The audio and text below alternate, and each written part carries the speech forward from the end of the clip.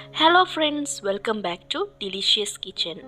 இன்றைக்கு வந்து டின் ஃபிஷ் வச்சு சூப்பரான ஒரு கிரேவி தான் பார்க்க போகிறோம். கிரேவின்னு சொல்ல முடியாது, தொக்கு மாதிரி என்று சொல்லலாம். ஸோ இதுக்கு நான் டின் ஃபிஷ் எடுத்துருக்கிறேன். ஒரு பெரிய டின் ஃபிஷ் மெக்கரல் மீன் இருக்கிறது. நீங்கள் என்ன பிராண்ட் வேணும்னாலும் எடுத்துக்கொள்ளலாம். ஒரு பாத்திரத்தில் வந்து எண்ணெயை சூடாக்கி கொள்கிறேன். நார்மல் குக்கிங் ஆயில் தான் எடுத்துருக்கிறேன். நீங்கள் தேங்காய் எண்ணெயும் யூஸ் பண்ணலாம். இப்போ வந்து இதில் கடுகு சீரகம் ரெண்டுமே சேர்த்து பொரிய விட போகிறேன். இது பொரிஞ்சதுக்கு அப்புறமாக வெங்காயம் இந்த மாதிரி நீள வாக்கில் கட் பண்ணி வச்சிருக்கிறேன். 2 மீடியம் சைஸ் வெங்காயம் இதையும் சேர்த்து கொள்ளலாம். இது கூடவே வந்து ஒரு கொத்து கருவேப்பிலை, அதோடவே பச்சை மிளகாய், ஒரு 3 பச்சை மிளகாய் நறுக்கி வச்சிருக்கிறேன். அதையும் சேர்த்து கொள்கிறேன். உங்களோட காரத்துக்கு ஏற்ற மாதிரி பச்சை மிளகாயோட அளவை வந்து நீங்கள் சேர்த்து கொள்ளலாம். இப்போ இது எல்லாமே லைட்டாக நிறம் மாறி வதங்க வேணும். அதுக்காக நான் கொஞ்சம் உப்பு சேர்த்துக்கொள்கிறேன். அப்போ வெங்காயம் வந்து சீக்கிரமாகவே வதங்கிடும். கோல்டன் ப்ரௌன் கலருக்கு வர வேண்டிய அவசியம் இல்லை, லைட்டாக வதங்கினாலே போதும். இதில் நான் வாசனைக்காக ரம்பையிலே 2 துண்டு சேர்த்துருக்கிறேன். அது ஆப்ஷனல் தான், நீங்கள் உங்கள்கிட்ட இல்லாட்டி சேர்க்காமலும் விடலாம்.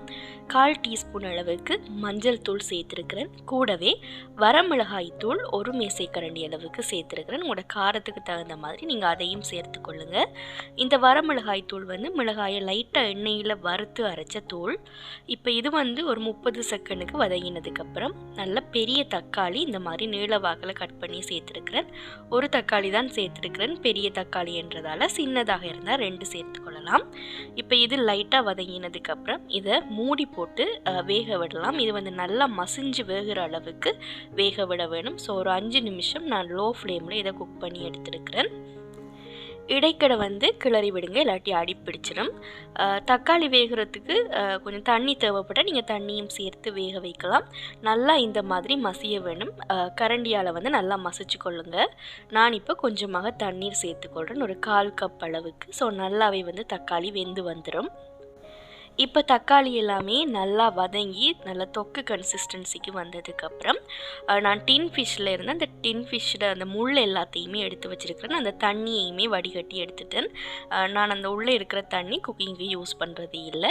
ஸோ அந்த மீனை மட்டும் இந்த மாதிரி துண்டுகளாக சேர்த்து நல்லா மிக்ஸ் பண்ணி விட்டுக்கொள்கிறேன். இந்த டைமில் வந்து உப்பு தேவைப்பட்டால் நீங்கள் தேவையான அளவுக்கு உப்பு சேர்த்துக்கொள்ளுங்கள். கூடவே நான் மிளகுத்தூள் ஒரு 1/2 டீஸ்பூன் அளவுக்கு சேர்த்துக்கொள்கிறேன். இதுவும் உங்களோட காரத்துக்கு தகுந்த மாதிரி சேர்த்துக்கொள்ளலாம்.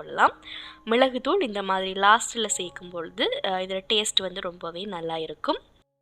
இப்போ ரொம்பவே சிம்பிளான டின் ஃபிஷ் கறி வந்து ரெடி ஆகியாச்சு. இது ரொட்டி, பிரெட் எல்லாத்துக்குமே நல்லா இருக்கும். ஸோ கண்டிப்பாக இந்த முறையில் ஒரு தடவை ட்ரை பண்ணி பாருங்கள், உங்களுக்கு ரொம்பவே பிடிக்கும். ஸோ இன்னும் ஒரு இன்ட்ரெஸ்டிங்கான ரெசிப்பியில் வந்து உங்கள் எல்லாரையுமே மீட் பண்ணுறேன். என்னுடைய ரெசிபிஸ் எல்லாம் உங்களுக்கு பிடிச்சிருந்தா மறக்காமல் டெலிஷியஸ் சேனலை வந்து சப்ஸ்கிரைப் பண்ணிக்கொள்ளுங்கள். அப்போ தான் புதிய ரெசிபிஸ் எல்லாமே உங்களுக்கு உடனுக்குடன் வந்து சேரும். தேங்க்யூ ஃபார் வாட்சிங்.